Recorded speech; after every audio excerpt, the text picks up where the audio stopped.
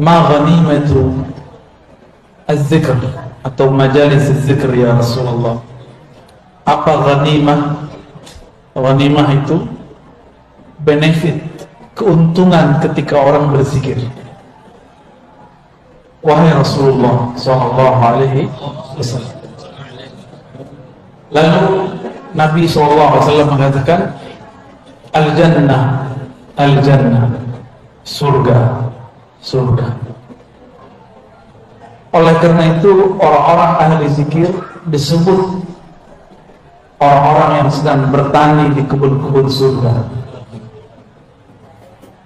Hadis yang sudah masyhur, para asatidz sudah sangat paham.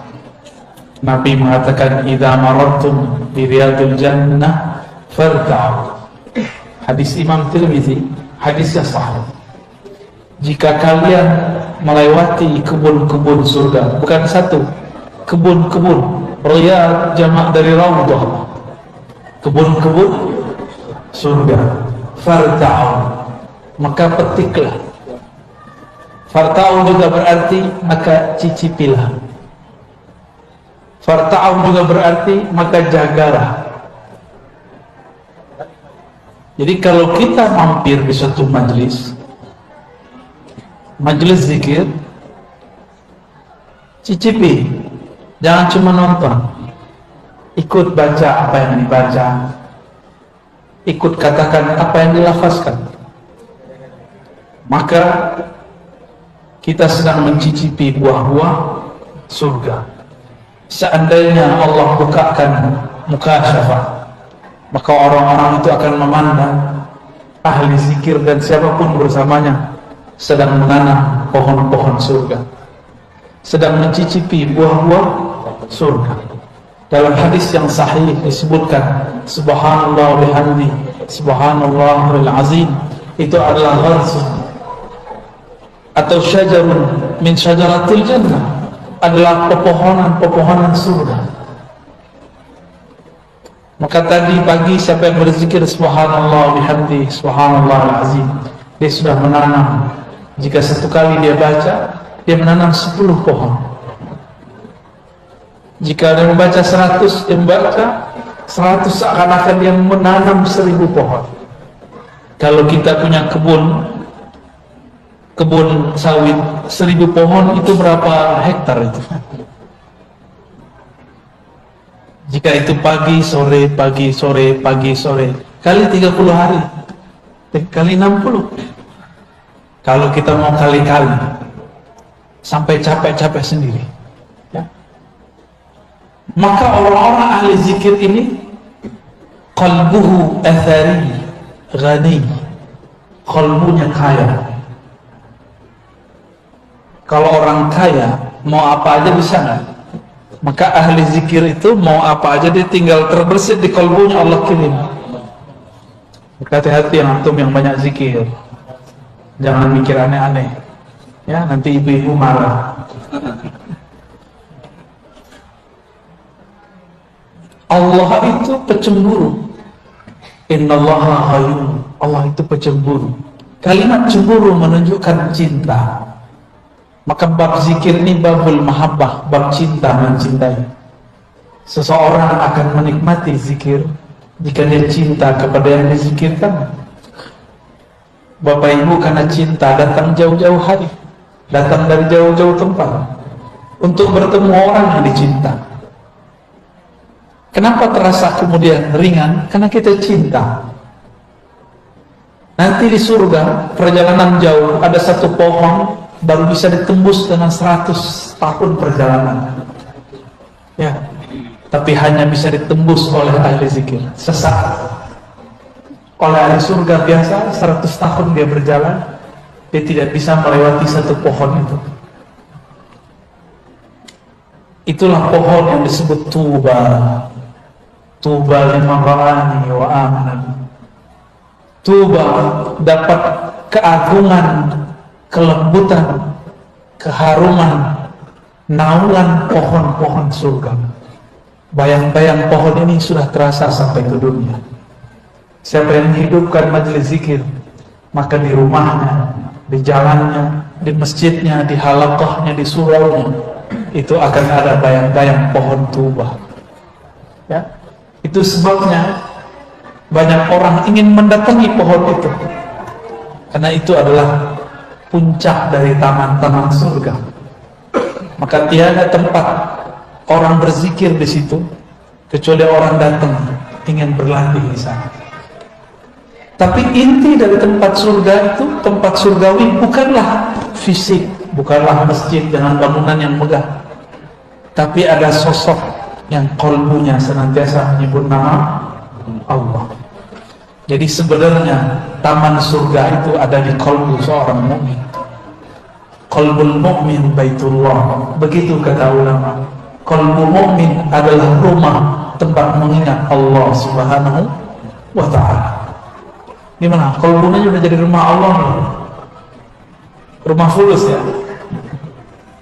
Kalau masih jadi rumah fulus, lelah. Hatta ustadz dia lelah. Maka jadikan rumah Allah itu yang pertama qalbu. Fisik ini tergantung qalbu.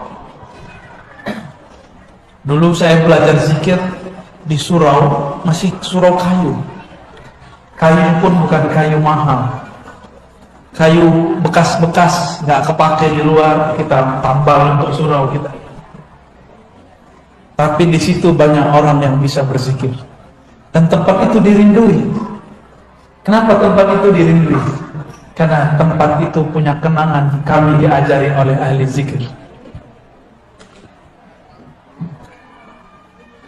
Ternyata ada kabar gembira. Setiap kali kita mencari majelis-majelis zikir, ternyata itu adalah sifat-sifat malaikat yang ada dalam diri. Dalam hadis Imam Bukhari, Muslim, Abu Dawud, Tirmizi, dan riwayat yang beragam, kita ambil satu redaksi. Nabi SAW mengatakan, Inna lillahi malaikatan tawafin. Di riwayat kedua, Inna lillahi malaikatan sayyaratan fudulan. Allah mempunyai malaikat-malaikat yang berkeliling. Fudulan. Mereka berbeda dengan malaikat raqib dan atid.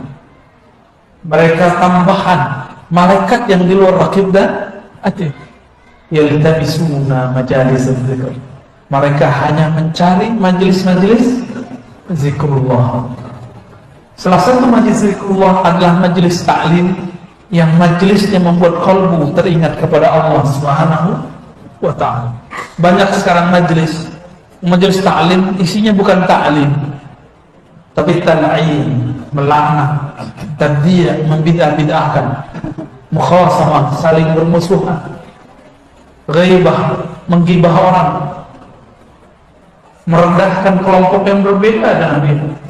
Itu bukan majelis yang dicari malaikat ini. Malaikat ini hanya mencari majelis-majelis yang kalam merabbinya, gurunya, syekhnya, tuan gurunya mengingatkan kita kepada Allah Subhanahu wa ta'ala.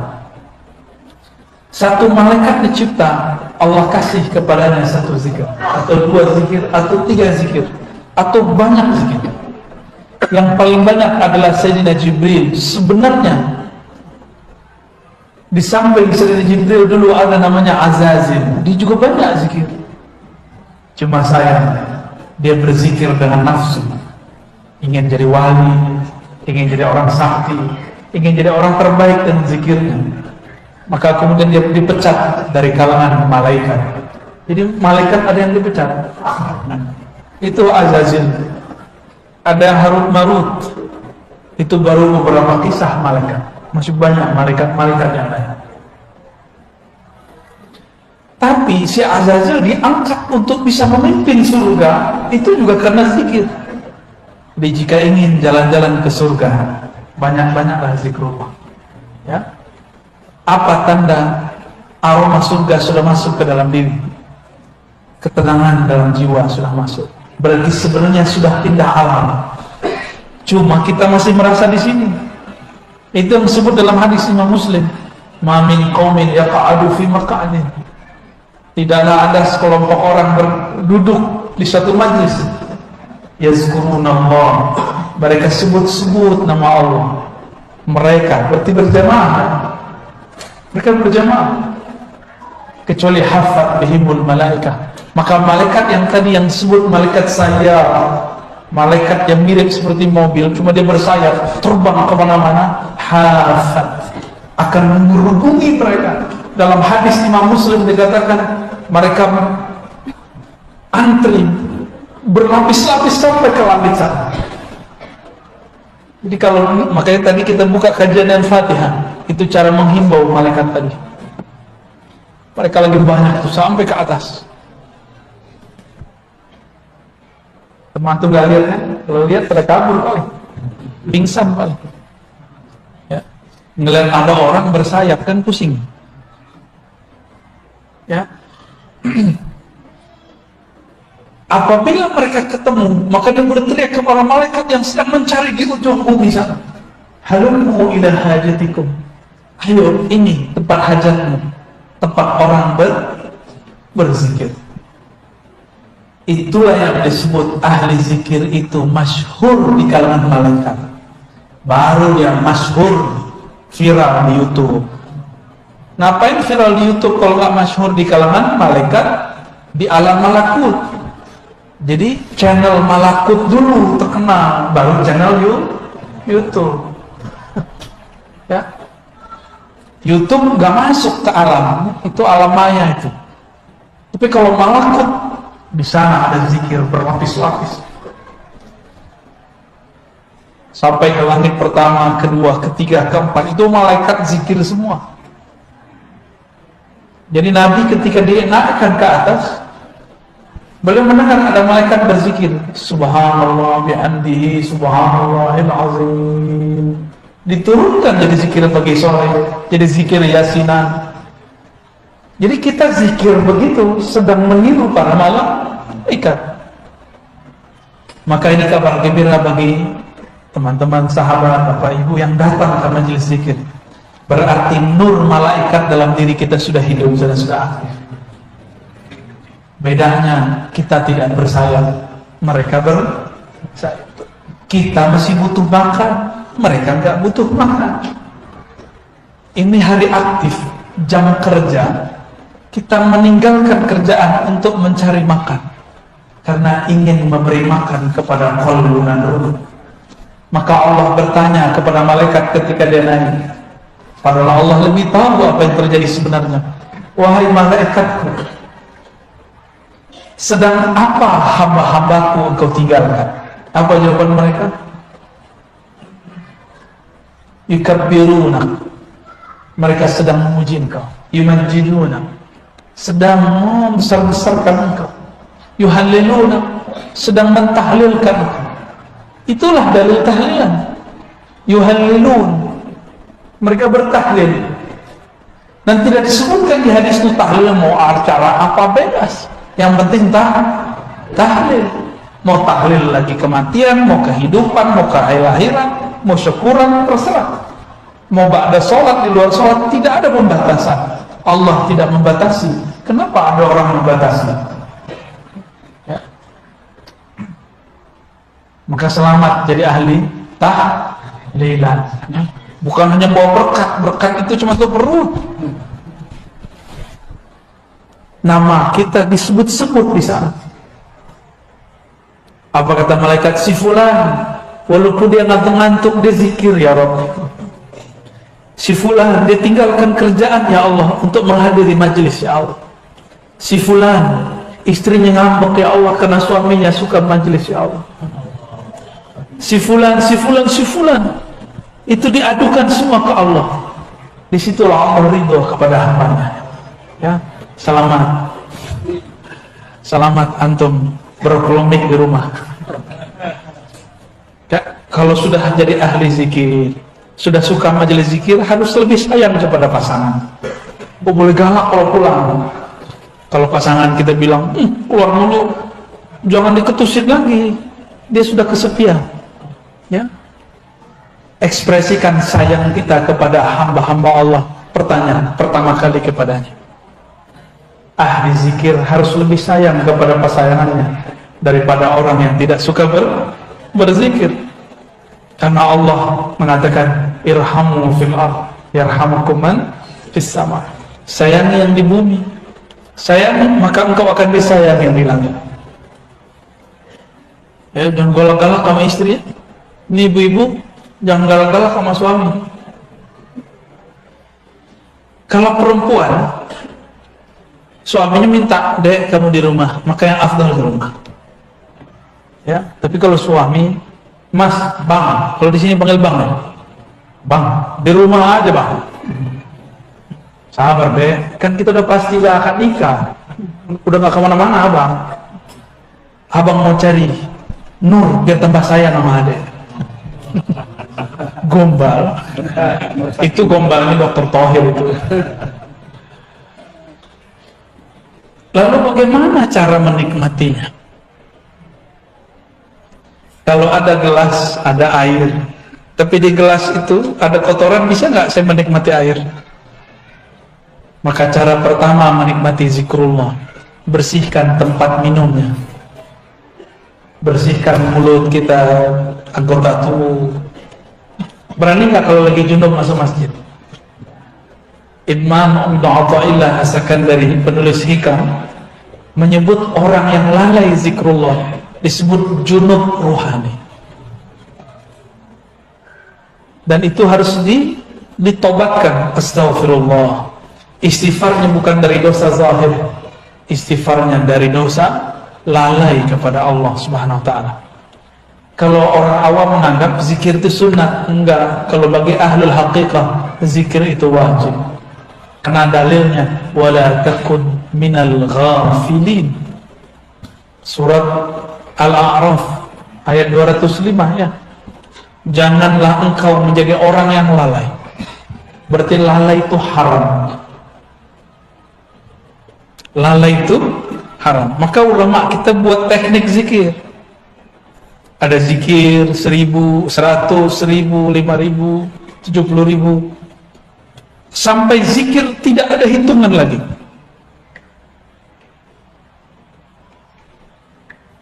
Jadi pertama bersihkan dulu gelasnya, ya. Kita sebut taubat. Udah bersih, semuanya udah bersih. Tapi makan di rumah orang nggak izin, nikmat gak? Maka izin dulu. Siapa yang punya air ini? Ada. Siapa yang punya zikir ini? Allah. Maka sebelum kita zikir, kita minta izin kepada Allah. Itulah rahasia syukur. Maka setelah taubat, astagfirullah, kirim Fatihah kepada Nabi, kepada silsilah yang mengajarkan zikir. Itu adalah cara minta izin.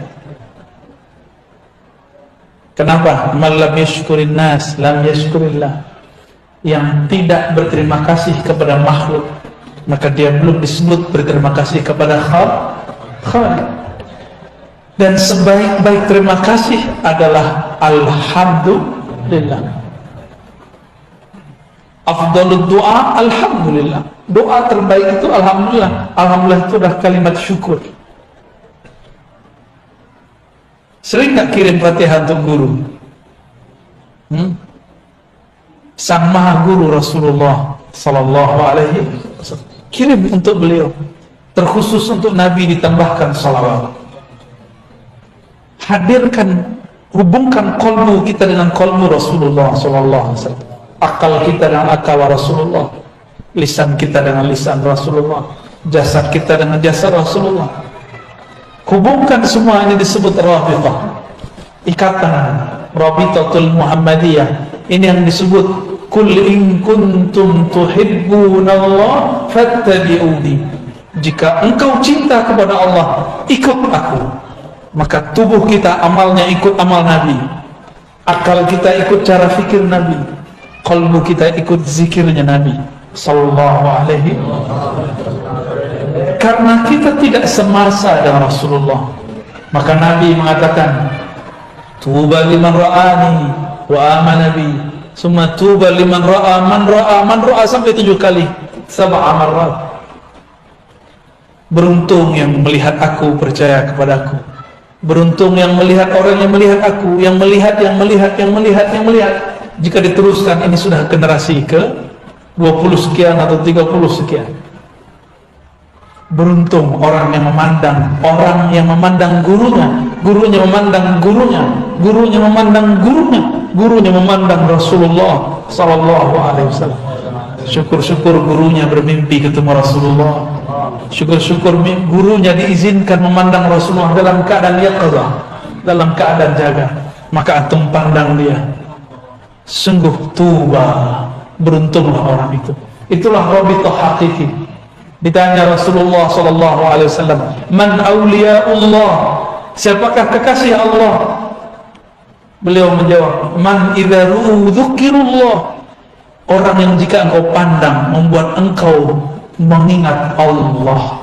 Itulah dalil rabithah terkuat. Hadis Ibnu Majah, hadis Ahmad, hadis Abu Nuaim, Tabrani, Hakim, dan hadisnya sahih. Kita pandang dia, kita ingat-ingat dia, membuat kita ingat kepada Allah Subhanahu wa ta'ala. Jika punya guru begitu, pastikan guru itu seorang wali Allah, ya, seorang wali Allah. Jadi wali Allah itu bukan orang yang pakai pakaian seperti saya ini. Pakai begini bisa siapa saja. Tapi kalau kita kenang dia, kalam-kalamnya, sikapnya, ahwal-ahwalnya, akan membuat kita pindah melihat alam menjadi melihat yang menciptakan alam. Apa maksud hadis ini? Kalau berzikir mau nikmat harus punya guru, ya, harus punya guru. Ada yang pernah kursus bahasa Inggris setahun lewat YouTube nggak bisa, ya. Tapi kalau dia belajar kepada guru bahasa Inggris, cukup 40 hari dia langsung bisa ngomong, minimal ngomong I love you, ya, thank you. Pasti ada yang bisa dia serap kalau dia berguru. Maka berzikir itu jangan hanya lewat YouTube. Carilah guru di tempat kita yang ahli zikrullah, ya. Sudah berapa tuh? Pertama taubat, kedua izin dengan cara bersyukur, terima, kita berterima kasih kirim. Yang ketiga tadi sholawat. Yang keempat itu meluruskan niat. Niat itu tergantung kenal kepada yang dizikirkan. Jika kenal kepada Allah dengan sebenar-benar ma'rifat, kita akan zikir karena dia layak dizikirkan. Tapi kebanyakan orang awam kenal Allah itu tempat ngadu, boleh. Allah ini tempat menunaikan semua hajat, boleh. Tapi itu awam. Orang awam itu kalau dia zikir cuma karena ada hajat. Nggak ada hajat dia nggak zikir. Padahal kita setiap saat berhajat kepada Allah Subhanahu wa ta'ala. Kalau lagi hidup susah, dompet lagi tipis, itu kencang baca sholawatnya, ya, kencang tahajudnya, bahkan sholat duhanya kencang. Padahal tidak ada hadis mengenai sholat duha melancarkan rezeki. Yang ada cuma orang yang sholat 4 rakaat di awal pagi, di awal hari, Allah cukupkan hidupnya sampai sore hari. Ulama kita beda pendapat, nih sholat apa ini? Sholat syuruk apa sholat duha? Ya, benar Ustaz ya? Man shalla arba'an, ya, yang sholat 4 rakaat di awal hari, ya, kafahullah, Allah cukupkan hajatnya sampai sore hari. Hajat kita keperluan hajat apa? Hajat zahir atau hajat batin? Lebih banyak hajat yang mana? Jangan-jangan zahir. Maka datang ke Ustaz Thohir. Ustaz Thohir, doain ya bisa beli mobil. Jadi ke Ustaz itu minta doa beli mobil. Benar? Datang ke Kiai, Pak Kiai doain anak saya sakit. Semuanya fisik. Pak Kiai doain saya lagi banyak utang, semoga bisa bayar hutang. Jadi kiai ini karena dia simbol-simbol Allah di muka bumi, maka jadi tempat mengadu orang-orang untuk sholat fulus. Karena minta jodoh. Ustaz Thohir diminta, Ustaz nikah ya aneh Ustaz. Oh, salah Ustaz, tolong doakan saya semoga dapat jodoh. Kenapa minta ke Ustaz? Karena Ustaz ini dipercaya dekat kepada Allah. Padahal Ustaz enggak ngerasa dekat juga. Ustaznya ada Ustaz lagi di belakang dia. Sekarang coba kalau datang ke guru nggak nanya begitu. Nanya gimana? Ustaz, tolong bimbing saya supaya sholat khusyuk. Ustaz dia bingung, sholat gua juga belum khusyuk. Ustaz, bimbing saya untuk menjadi ahlullah. Gitu kalau datang ke Ustaz. Berarti niatnya sudah sahih. Itulah yang disebut ilahi anta maqsudi wa ridhaka matlubi. Ya Allah, hanya Engkau tujuanku. Berarti tujuan zikir bukan pengen sakti, bukan pengen dapat duit banyak, bukan juga pengen cari ketenangan, bukan pengen cari khusyuk, enggak. Nanti antum zikir nggak khusyuk, nggak mau zikir lagi. Ya, jadi jangan belajar zikir karena pengen ini. Zikir itu karena supaya Allah ridho. Ridho artinya rela. Yang penting Allah rela sama kita. Allah kalau sudah ridho, hambaan ini pendosa dimaafkan. Tapi kalau Allah belum ridho, walaupun antum itu sholat sehari 700 rakaat, itu tidak diterima. Kok bisa begitu? Karena Allah belum ridho, kan yang dipandang Allah qalbunya. Jadi baca ilahi anta maksudi wa ridhaka matlubi itu penting. Disebut tashihun niyah, meluruskan niat. Kami kalau dulu belajar hadis, belajar Quran, ada namanya adab hamil Quran atau adab talibil hadis, adab belajar santri Quran, santri hadis. Nomor pertamanya apa? Tashihun niyah, meluruskan niat. Tapi saya baru dibimbing meluruskan niat bukan waktu belajar hadis, waktu belajar zikrullah. Guru saya bilang luruskan niat. Dulu belajar hadis enggak, belajar aja. Walaupun kita diajarkan adab-adabnya, tapi tidak diajarkan melafazkannya. Diajarkan guru zikir, nikmat tidak nikmat ridho, khusyuk tidak khusyuk tetap ridho. Bisa nggak begitu? Zikirnya tetap jalan meskipun tidak terasa nikmat. Kenapa zikir tidak terasa nikmat? Az-zikru syifaa. Zikir itu obat. Obat itu untuk yang berpenyakit. Obat itu murrun wala hulwun. Obat itu pasti pahit, tidak manis. Benar, obat manis pahit. Yang manis itu obat demam anak-anak tuh. Apa namanya? Wah, antum iklan. Tapi obat orang dewasa pahit atau manis? Pahit. Mau mengobati kalbu? Maka nikmati pahitnya zikrullah. Nikmati pahitnya tahajud. Orang tidur kita bangun. Nikmati pahitnya sedekah. Itu bertengkar loh dalam hati. Coba antum sedekah, bertengkar di hati. Kasih enggak. Enggak. Sih. Enggak sih. Pasti begitu tengkar. Udah megang tasbih, datang syaitan, bid'ah. Syaitan tuh. Ada yang merasa tadi ya? Udah jalan tasbihnya, subhanallah, tahu-tahu handphone bunyi, terganggu lagi. Maka tips menikmati zikir, apa kata Allah kepada Sayyidina Musa? Ikhla'na alaik, tinggalkan sendalmu, aksesorismu. Jadi kalau mau zikir, matikan handphone, ya. matikan handphone. Kita punya smartphone yang canggih nih, kalau lagi zikir dia di off kan dulu sebentar ya, di off kan ini. Gimana cara meng-off kan ini? Pakai syahadat, asyhadu an la ilaha illallah. Ajak, wahai akal pikiranku, bersaksilah tak ada yang berhak disembah kecuali Allah, Nabi Muhammad Rasulullah sallallahu alaihi wasallam. Syahadatkan akal kita, syahadatkan qalbu kita, baru zikir. Nah, ini paling kunci. Setelah tadi meluruskan niat, kembali ke depan.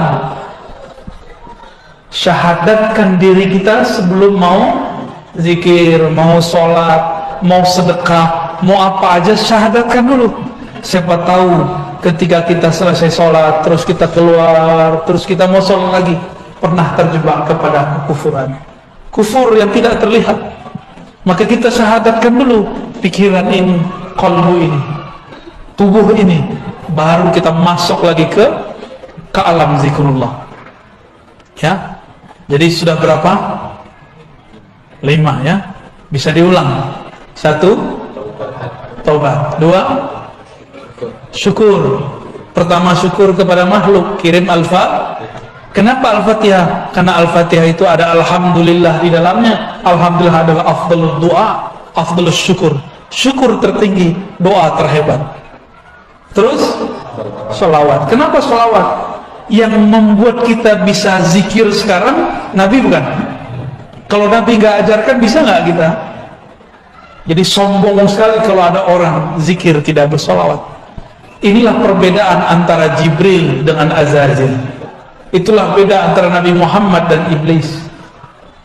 Itulah beda antara mukmin dengan kafir. Dia bersolawat. Ya, banyak-banyak solawat.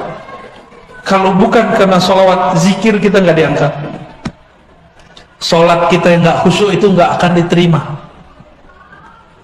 Ada yang khusyuk sholat zuhur tadi? Khusyuk apa kusut? Kusut? Jujur aja lah.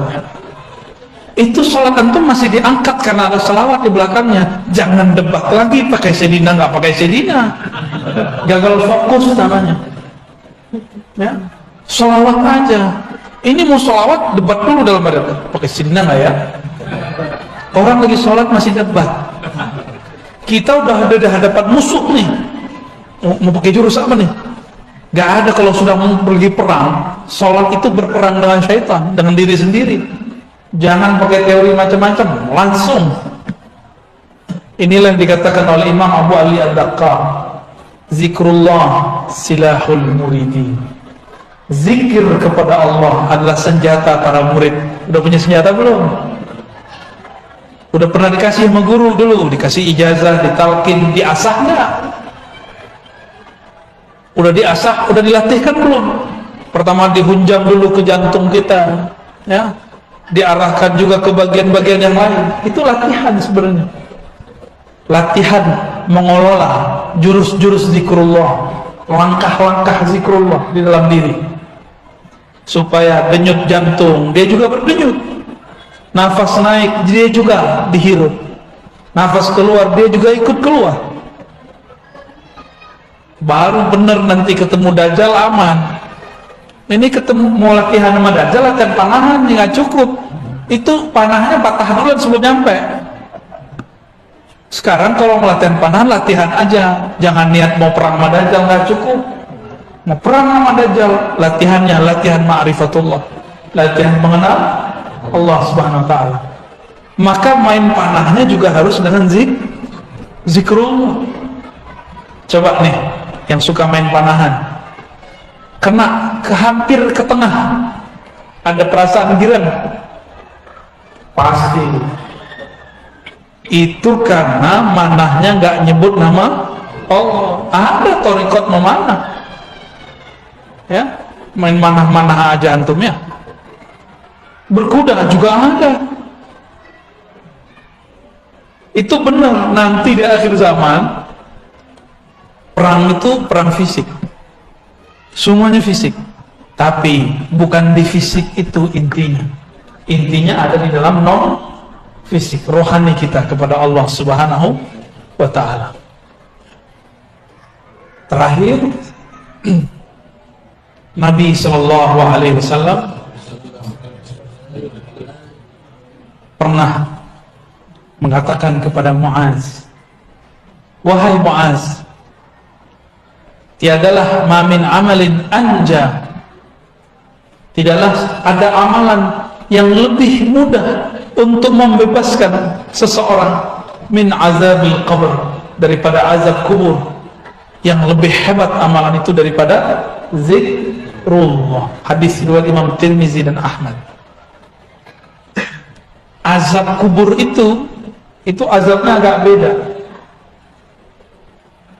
Dia semi-semi azab neraka. Jadi lebih kepada azab nafsiyah. Ada juga jasadiahnya. Ada yang pernah ini nggak? Ustaz Thohir pernah ditahan di imigrasi nggak? Untuk keluar negeri? Belum ya? Mau coba nggak? Oh gitu. Kawan saya waktu masuk ke Israel ditahan. Itu Ustaz. Wajahnya langsung berubah. Untung nggak buang air kecil berdiri. Itu Ustaz aja hilang saktinya lagi diperiksa. Sama, ini mau Ustaz, mau kiai, mau tuan guru, mau mursyid, masuk ke alam kubur, gemeteran juga ketemu munkar dan nakir. Maka Nabi mengatakan, kalau orang ini kenal Allah, pertanyaan munkar nakir apa? Man rabbuka, siapa Rabbmu? Nggak ditanya, ente mursyid. Nggak ditanya, ente khalifah thariqat, nggak ditanya, thariqat ente 10 ya, nggak ditanya, nggak laku di sana. Ente hafiz 31 juz ya, juz ke 31-nya juz Al-Qoqar. Ada juz duren kalau di sini ya. Nggak ditanya, yang ditanya siapa? Man rabbuka, Tuhan kamu siapa? Rabb itu artinya Tuhan. Kamu bertuan kepada siapa hidupmu? Kamu menghambakan dirimu kepada siapa? Kamu hafal Quran untuk siapa? Kamu zikir untuk siapa? Kamu ngaji untuk siapa? Kamu kerja untuk siapa? Ini coba nih, berangkat pagi jam 6, pulang jam 6, berarti udah 12 jam kita untuk selain Allah. Maka kerjanya harus diniatkan sebagai ngabdi kepada Allah. Kalau enggak, ketika kita jawab Robbi, bingung apa mau dijawab. Kerjaanku, jangan-jangan tuan kita handphone. Antum ini kan gak bisa lepas dari handphone. Bener? Jujur aja lah ya. Lebih bid'ah smartphone yang dari Cina tuh atau tasbih? Dari Cina juga. Lebih bid'ah mana? Kata kawan, ya sih pegang handphone, ngajar pakai handphone, bahkan pakai tablet. Terus bilang, tasbih itu menyerupai Yahudi. Saya cari-cari Yahudi selama di Yerusalem pakai tasbih, nggak ketemu. Mulai dari tentaranya, orang-orangnya, petaninya, orangnya riwi-riwi, rahib-rahibnya, nggak ada pakai tasbih, yang ada pakai kupluk. Dan jenggotnya lebih panjang daripada jenggot bapak. Jenggot bapak itu masih kurang sunnah. Apalagi jenggot aneh. Masya Allah, nggak ketemu. Jadi mereka ini kan nggak senang langsung Yahudi. Malah ada yang bilang tasbih itu punya Saulin. Ya salam, ini ketahuan nih suka nonton kungfu nih. Kayaknya itu lebih bid'ah daripada main tasbih. Nggak belajar usul fikih dengan benar, bahwa ada yang disebut al-maqsud, ada yang disebut dengan wasail, wasilah. Tujuan orang megang tasbih, tujuan orang megang handphone apa? Lebih mulia mana? Tasbih. Rasulullah nggak pernah pakai tasbih. Oh, kita bisa papas ini kalimat. Rasulullah baca Quran pakai mushaf nggak? Mushaf alat tasbih sama. Orang Yahudi baca kitab mereka pakai mushaf lembaran nggak? Pakai. Lu mirip dong. Disebut ahlul kitab kan mereka? Ahlul kitab. Antumnya ahlul kitab semua nih berarti. Jadi mikir-mikir kalau mau bilang serupa. Ternyata ijazah sanad tasbih bersumber dari Sayyidina Al-Hasan Al-Basri, murid Sayyidina Ali, lahir di masa Sayyidina Umar. Al-Hasan lahir di Hijaz, di Madinah, tapi besarnya di Basrah. Berguru kepada Sayyidina Ali. Nah, syaitan nggak mau diam, maka dia bisikkan ulama-ulama yang di dalam hatinya tidak ada takut kepada Allah. Kamu cari alasan bahwa Hasan Al-Basri tidak pernah berguru kepada Ali. Maka ada pembahasan mereka, inqita'ul Hasan Al-Basri wa Ali, keterputusan Hasan Basri dan Ali. Tapi dibantah oleh ahli hadis Imam Ibn Hajar Al-Asqalani bahwa Al-Hasan Al-Basri benar-benar berguru lama kepada Sayyidina Ali karramallahu wajhah. Jadi pakai tasbih dari siapa? Al-Hasan dan kami meriwayatkannya dari guru kami, dari gurunya terus sampai kepada Sayyidina Hasan Basri, bersambung kepada zaman Imam Tabi'i yang digelar dengan Sayyiduz Zahidin, sayyidnya orang-orang zuhud. Itulah gelar Imam Hasan Al-Basri. Ya. Itu tasbih itu ada sanadnya kita. Sebenarnya kita ada sanadnya, cuma saya belum pakai. Ya, bentar lagi ya. Jadi sekarang kita skip dulu ijazahnya. Kita simpen dulu. Megang jenggot aja ada ijazahnya. Jadi yang belum jenggot nih, panjangnya dikit Pak. Ya. Nanti kalau kita ke Medan lagi kita ada ijazah jenggot, megang jenggot. Ada ijazahnya. Maka beliau tuh yang paling sunnah di situ tuh ya.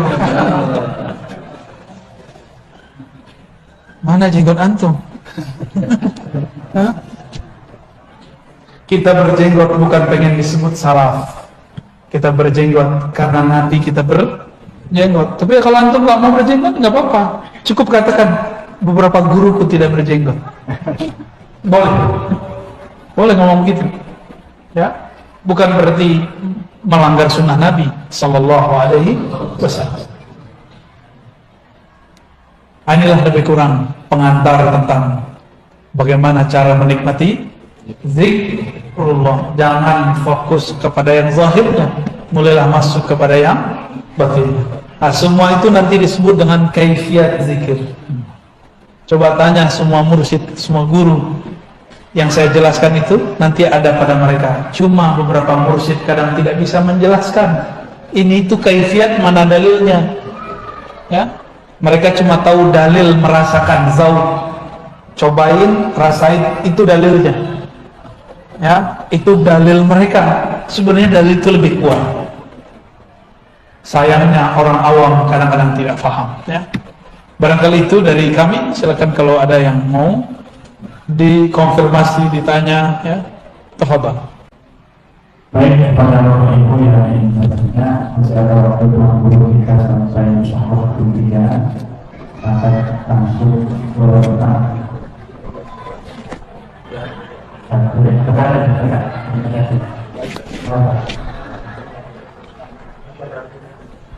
Ahsan, nanti pakai kertas. Nanti. Udah sekarang baca aja dulu. Mungkin panitia yang ke depan nih. Assalamualaikum warahmatullahi wabarakatuh. Assalamualaikum. Izin Bu ya. Apakah bagaimana berpikir yang bisa menyampaikan kita makom tertentu? Baik. Pengen naik makom? Berarti niat ilahi anta maksudnya nggak benar. Ya, sebenarnya mudah. Guru kita biasanya kalau yang oke, itu sebelum talqin zikir ngajak istighfar dulu. Sebelum istighfar disuruh dulu mandi tobat, disuruh sholat tobat, ingat mati sebelum mati, lalu dilafazkanlah istighfar. Biasanya dibimbing cara baca istighfarnya. Di saat antum dibimbing oleh guru baca istighfar, lalu memaknai kalam-kalam istighfar, sedang ditarik sama guru ke makom taubat. Tergantung nih tobatnya tobat apa, zahir apa batin. Maka makom tobat ini juga lapisannya banyak. Yang zahir ada 7, yang batin juga ada 7. Anggota kita yang besar kan 7, yang batin juga 7. Mulai dari syirik, sombong, sampai kepada ujub, hasad, iri, dengki, itu diistighfarkan semua. Jika ada getarannya, berarti kita sudah masuk ke alam makomat taubah. Ya, dan itu beda-beda per masa. Setelah makom tobat ada namanya makom syukur, ada namanya makom sabar. Makom syukur itu dengan mengirim Fatihah kepada guru, itu makom syukur. Di luar zikir kita sedekah kepada orang, memberi hadiah kepada guru. Sering-sering hadiah, kasih hadiah ke guru. Ya, kalau guru farhan, senang, maka makomat-makomat terbuka. Ya, karena makomat itu khazanah dalam dirinya, dia punya kunci-kunciannya. Kalau dia senang, dia akan doa, ya Rabb, tolong panggil muridmu ini, hambamu ini kepada. Kalau gurunya wali ya, kalau gurunya nggak wali nggak bisa. Tapi memberi aja udah cukup. Begitulah terus, ada makomat, makom syauq, makom mahabbah, itu ada makomnya semua. Itu yang diturunkan lewat kaifiat zikir. Cuma sayang, kaifiat tinggallah kaifiat zikir, tata cara jadi tata cara, tapi tidak tahu makomat yang tersimpan di dalamnya. Maka banyak orang jadi mursyid belum pantas jadi mursyid. Tapi karena gurunya udah pusing, aku mau mati, siapa lagi yang melanjutkan, udah ijazahin aja. Harapannya dia nanti menyempurnakan kemursyidannya kepada mursyid yang lain. Ini baru bergelar mursyid 1, udah nggak mau berguru sama yang lain. Padahal di ijazah itu diwasiatkan untuk menghormati ahli fikih, ahli Quran, ngaji kepada ulama. Baru dapat ijazah, baru dapat gelar khalifah, udah nggak mau ngaji sama orang. Berarti berkhianat kepada ijazahnya. Makanya la yubarak alaihi, tidak diberkahi. Ya, baca tuh ijazahnya para mursyid. Ya, ijazahnya apa? Kalau di Naqsyabandiyah itu jelas. Ya, di Qadiriyah jelas, di Syaziliyah jelas. Ada ijazahnya. Ya, baik, lanjut. Saya jawab pakai Quran ya, bukan pakai pendapat saya. Surat Shad, surat Al-Hijr, surat As-Sajdah menyebutkan apa? Nanti nomornya akan saya sebutkan semua ya. Silakan dilihat sendiri. Surat Shad 71, 72, 73 itu bahas ini. Apa kata Allah? Begitu juga Al-Hijr, begitu juga As-Sajdah. Inni khaliqun basharan min tin. Aku ciptakan manusia. Ini tubuh ini bashar namanya. Ini dari saripati tanah. Jika ini sudah sempurna, sawaituhu, aku sempurnakan dia, sudah siap dia untuk ditiupkan ruh. Nafakhtu fihi min ruhi, aku tiupkan kepadanya ruhku. Berarti Allah nggak bilang aku ciptakan rohku. Allah mengatakan nafakhtu, aku hembuskan.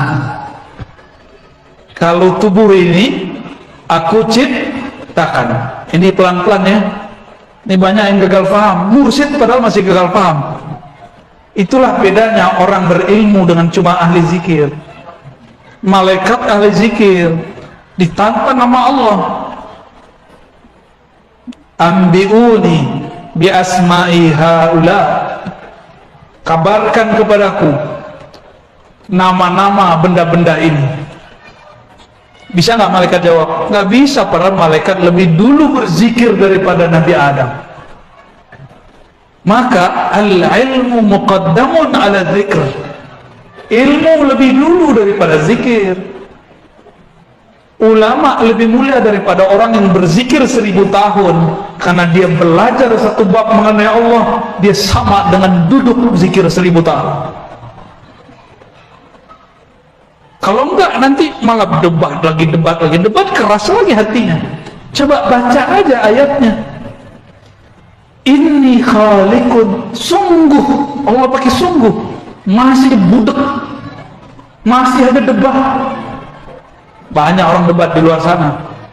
Aku ciptakan manusia min, jelas minnya, min tin, tanah. Tapi giliran roh, nafakhtu, aku tiupkan. Jadi sebenarnya nggak usah nanya. Maka yang bertanya roh itu dicipta atau tidak, sebenarnya itu pertanyaan tidak sunnah, itu pertanyaan bid'ah. Ya, itu pertanyaan bid'ah karena teksnya tidak menyebutkan itu. Ya, maka saya menyarankan para pencinta Allah yang meniupkan roh, cukuplah bertanya, mengatakan apakah roh dicipta. Antum menjadi orang alim ngomong begitu, malah jadi miring kan? Ntar salah paham, dikira di dalam diri kita ada Allah, kan gawat.